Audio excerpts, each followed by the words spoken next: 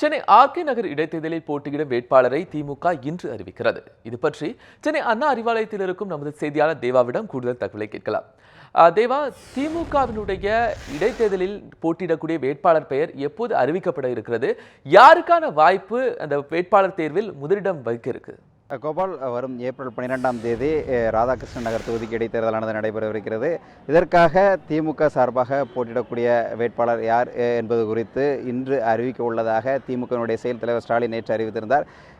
அதாவது இந்த ஆர்கே நகர் தொகுதியில் இடைத்தேர்தலை போட்டியிடுவதற்காக 17 பேர் நேற்று நேர்காணல் நடத்தப்பட்டனர். 17 பேரிடம் திமுக செயல் தலைவர் ஸ்டாலின், திமுக பொதுச்செயலாளர் அன்பழகன், முதன்மைச் செயலாளர் துரைமுருகன் உள்ளிட்டோர் நேர்காணல் நடத்தினர்.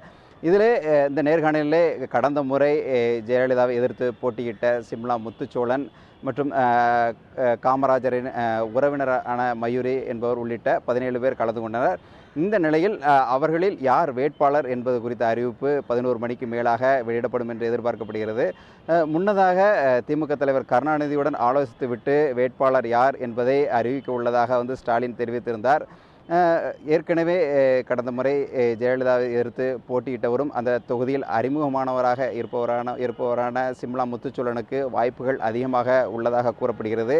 மேலும் இந்த தேர்தலை பொறுத்தவரை அங்கு நிறுத்தக்கூடிய வேட்பாளரானவர் அங்கு வெற்றியை தேடித்தரக்கூடிய வேட்பாளராக இருக்க வேண்டும் என்றும் திமுக கருதுகிறது.